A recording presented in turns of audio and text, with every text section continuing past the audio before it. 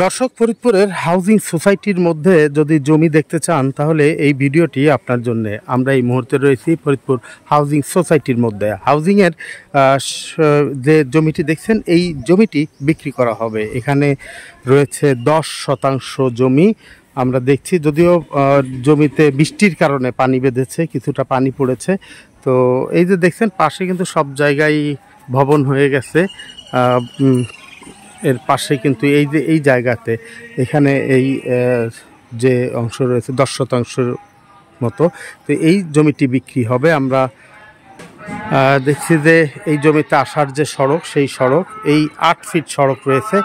এই 8 ফিট সড়ক, এই যে সড়কটি 8 ফিট বসবাস করবার জন্যে খুবই উপযোগী, কারণ এই এলাকাটা অনেকটা নীরব এবং কোলাহল মুক্ত এলাকা। এবং এখানে কিন্তু আপনি জমি কেনার পরে এখানে একটু ভরাট করে এখানে আপনি বাড়ি করার কাজটি শুরু করতে পারেন।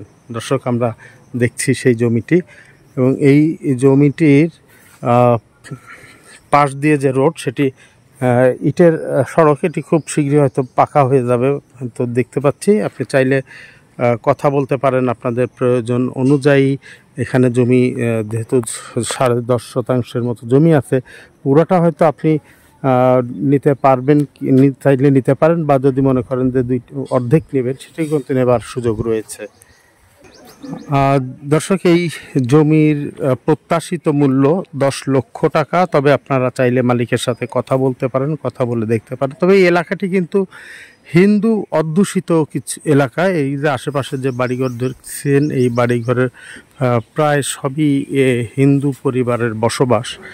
আপনারা দেখছেন যে ক্যামেরায় যে জায়গাটি দেখছেন, তো আমরা যেটি দেখছি এটি হাউজিংয়ের ভেতরেও আসলে বলা চলে, আবার হাউজিংয়ের একেবারেই সাথে, হাউজিংয়ের সাথে মেশা। এই যে দেখছেন যে এগুলো কিন্তু হাউজিংয়ের সাথেই এবং পাশেই। তো আপনারা চাইলে কথা বলতে পারেন। আমরা তার মোবাইল নম্বরটি একটু জেনে নিব। আমাদের মোবাইল নম্বর 017719911133। আরেকবার মোবাইল নাম্বারটা আরেকবার বলছি, 017719911133।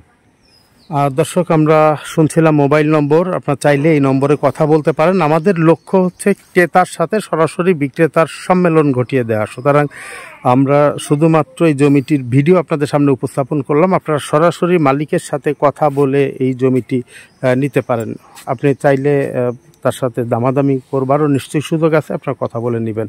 ভালো থাকবেন, সুস্থ থাকবেন। দেখা হবে নতুন কোনো ভিডিও নিয়ে। ততক্ষণ বিদায় নিচ্ছি আমি, এমআই টিটো।